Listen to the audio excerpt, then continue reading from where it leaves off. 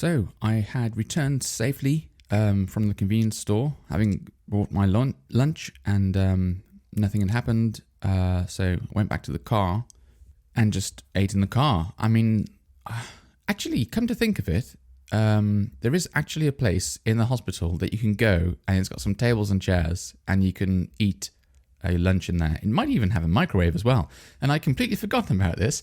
So I probably could have gone in there and ate my lunch instead of eating it in the car. Oh well, that's a bit too late now. But anyway, after finishing my lunch, I didn't really have anything to do. I was keeping updated with my wife via text messages, as I said. And I think she informed me that they'd increased the dosage a bit more. And maybe she was starting to feel something, like feeling the effects of this medicine. But yeah, beyond that, it was just sitting in the car some more. Although we did learn that my father-in-law would be able to look after my daughter, like hand over from my mother-in-law, who was already looking after her. He was able to come back from work early, and so I would be able to stay with my wife the whole day. I say stay with my wife, I mean stay near my wife, because like I said, I wasn't actually allowed into the room with her at this point. But at least this way, if anything did happen on the day, then I could just quickly go into the hospital and join her for the birth. But again, we weren't completely sure at this point in time if it was going to be today, if anything would happen today, or if it would be tomorrow instead. So I was just waiting and waiting and waiting, and I think I spent around 6 hours, or just over 6 hours, waiting in the car before I got a call from my wife, and she said, like, all of a sudden, this pain has come, the pain from contractions. So you should probably come into the hospital now and wait in the hospital instead. There's like a waiting room on the floor that they use for giving birth and all that kind of stuff. And I say a waiting room. It's more of like a couple of seats, like bench type seats. It's a very small area. But I thought, I'll go up there. It sounds like something might be starting. And judging from the tone of her voice, it sounded like, I don't know, we might be a couple of hours away, 3, 4, who knows how long it's going to take. So I wasn't in any particular rush. I remember got out of the car, just checked everything was locked up, fine. I went to the bathroom before, because I thought I'm probably going to be waiting in this room for quite a long time. I bought a drink of bottled water as well. I thought that was going to be useful. And then I made my way to this small waiting area and sat down.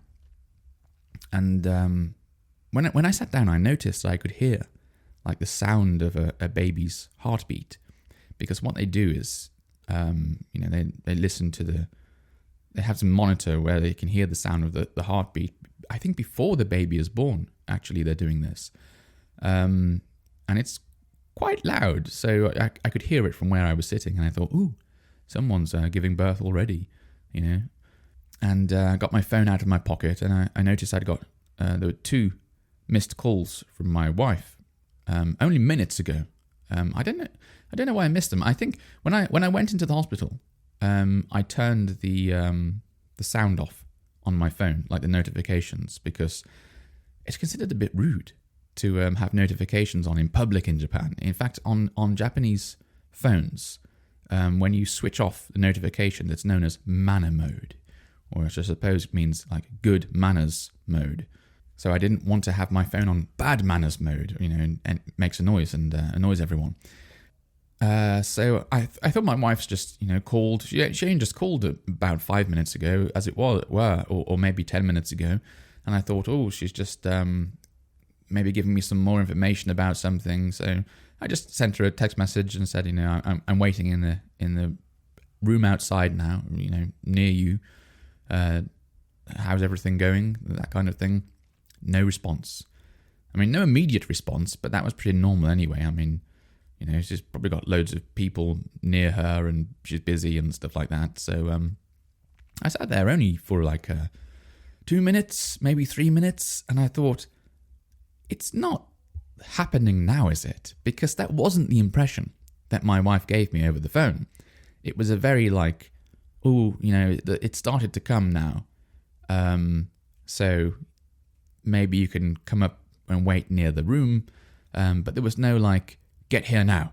It's happening. It wasn't an urgent call at all. So I was just sitting there and I thought, oh, maybe I should go and ask at the front desk just in case. And just as I was about to go, I heard one of the staff, saying like, "Oh, we've tried to contact the husband of, my wife, and we weren't able to get in touch with him, but should be in the building somewhere," or something like that. And I thought, "Oh, right, okay, they want me now." So I just started walking to the front desk, and someone saw me and showed me to the room where my wife was. And I got into this room, and I was quite shocked because I've been there before. This is pretty much the same room, or one of the similar rooms that we were in when my first daughter was born. And I think when I entered the room that time, there weren't so many people there. It didn't look so busy. It did in the end. But when I went in, it was more chaotic. It looked like I was walking right into the middle of the main event, so to speak. Whereas before, I think I entered a lot. I entered more towards like the start of things, and it was like a gentle build-up. And I just thought, what on earth's going on here? It was just complete shock. It's like, hang on, it's happening now. And hang on, it's not even just happening now. It's like it's almost just about to happen. It looks like we're almost finished. What's going on? And I couldn't quite believe it because, just 10 minutes ago or 15 minutes ago when I received the phone call from my wife, there was absolutely no indication of this happening at all, that it was this far along. So it felt like I was in the room for 5 minutes, I would say, until my second daughter was born. Everything just was such a surprise, and then it just happened so quickly. I can't believe it, but I almost missed it. But thank heavens I did not.